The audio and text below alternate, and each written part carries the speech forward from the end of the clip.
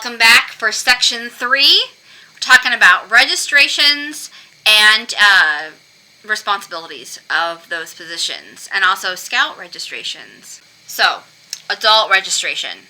Adults attending meetings must have a child in the charter or be testing the charter as a family. If an adult wishes to become a registered volunteer or a leader without having a child in the charter, they must register first. Scouts' parents or guardians may decide to register at any time, but can only be counted toward the adult-to-scout ratio after they are registered. Note: at no time should any unregistered adult who is not the parent guardian of a scout be attending charter meetings. Allowances can be made for guest speakers related to badge work only. Guest speakers are never to be left alone with any scout. New adults must fill out the registration form, which registration packet they would like to order.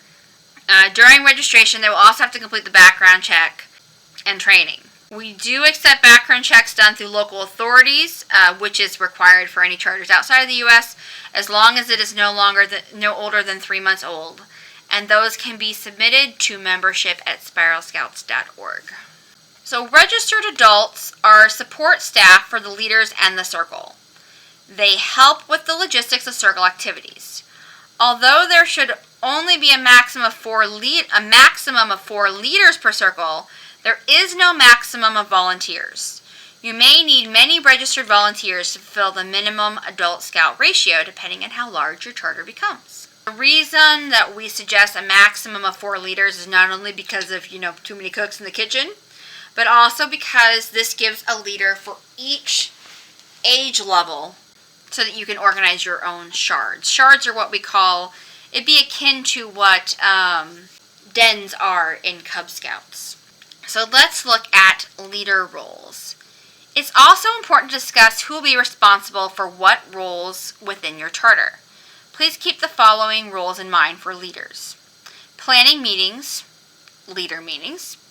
Treasurer, we do suggest that you have 2 people in this role from different families for transparency reasons. To submit monthly financial activity reports, for fundraising, placing orders to HQ for badges, and other roles that may be required for your circle's functioning, and holding on to paper registration forms that include things such as allergies, contact information, and etc. that the leader will need. These should be kept in a leadership folder. We do not actually need this information. These are entirely for you. There is a form in the Spiral Scouts International files section for this that you can use if you need a format for that. But these are things purely for the leaders. Our registered volunteers are support staff for the leaders of the circle. They help with the logistics of circle activities such as gathering and preparing craft supplies, bookings for field trips, snack time, helping to organize fundraisers, assisting at meetings to make sure the adult scout ratio is met. A volunteer can be the second on the circle bank account if both leaders are from the same household.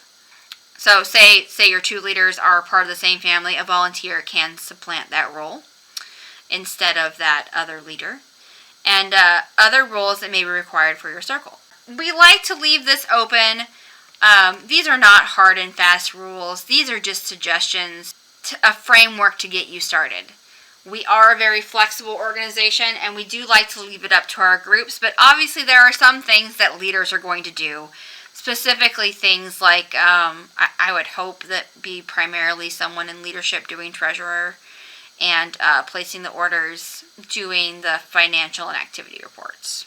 We do not expect hard rigidity here.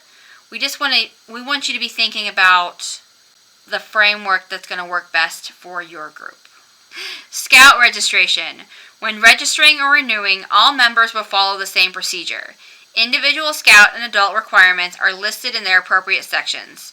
Each individual membership is good for 1 year from the initial registration date, as is the charter itself.